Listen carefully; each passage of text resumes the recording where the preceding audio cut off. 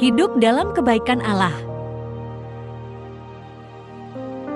Banyak orang berpikir dan menilai kebaikan Allah berdasarkan sudut pandangnya. Banyak orang beriman mengukur kebaikan Allah berdasarkan kecocokan dengan keinginan hatinya. Allah adalah sosok yang memiliki kebajikan, kemurahan, dan kesetiaan yang tidak berubah.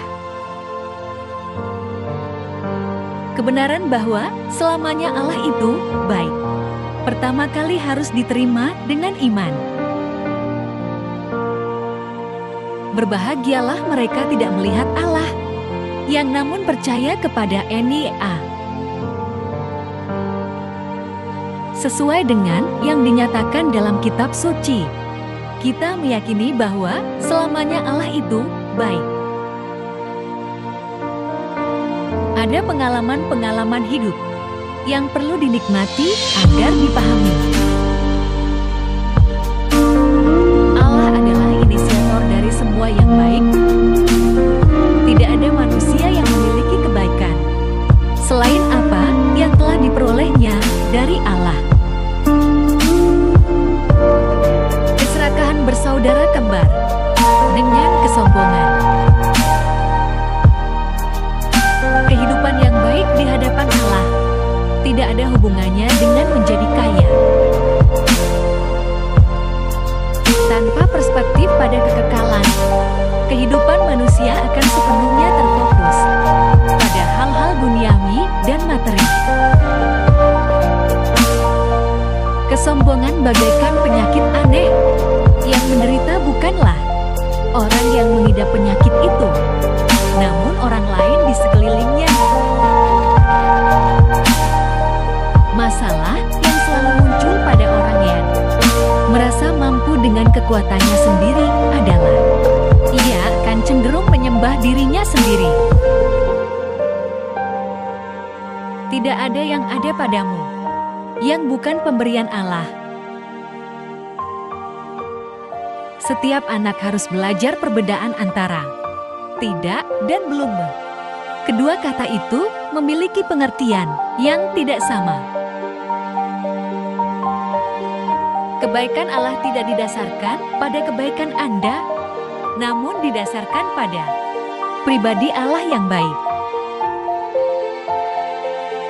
Dia berkomitmen untuk menjadikan Anda seperti anaknya, Isa Al-Masih. Apapun yang membuat Anda semakin menjadi seperti Isa adalah baik. Tidak ada orang yang duniawi dapat mengasihi Allah dalam standar kitab suci. Sebagian besar masalah Anda berasal dari ketidakmampuan Anda untuk menunggu. Harapan adalah mengantisipasi kebaikan Allah, bersiap menerima kebaikan Allah. Ketika Anda sampai di surga, satu-satunya orang yang memiliki bekas luka di surga adalah Isa. Anda akan melihat ukiran nama Anda. Anda harus meletakkan keamanan hidup Anda di atas sesuatu yang tidak dapat diambil dari Anda, yaitu hubungan Anda dengan Allah. Sebagai hakikat tertinggi di alam semesta, Allah berjanji akan memberi kita makan, memimpin, dan memenuhi kebutuhan kita.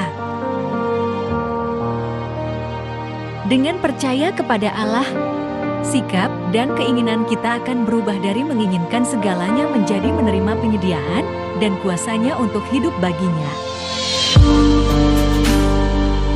Praktikan pola hidup secukupnya di sini di bumi, maksimal di sana di surga. Asal ada makanan dan pakaian, maka cukuplah kita. Sebab harta di surga abadi. Kapanpun Anda mulai khawatir, berhentilah dan berdoalah. Anda tidak diciptakan untuk khawatir. Kekhawatiran memproyek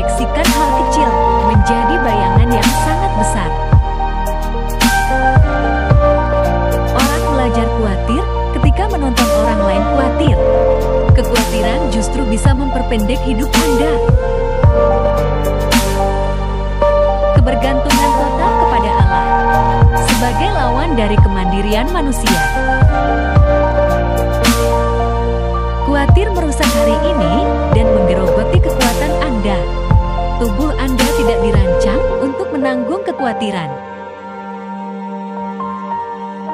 Khawatir berarti memikul tanggung jawab yang Allah tidak pernah menginginkan untuk Anda menanggungnya.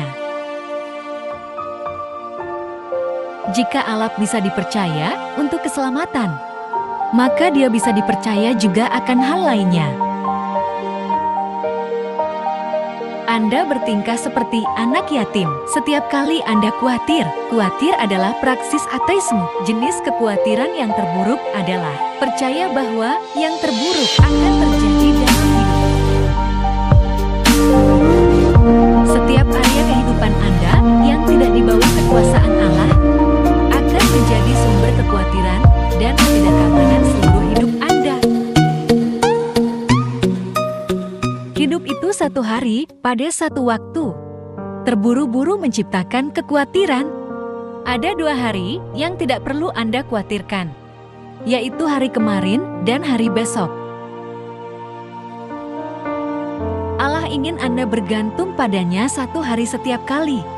Ketika kita meletakkan kekhawatiran kita di tangan Allah, maka Dia akan meletakkan damai-Nya di hati kita.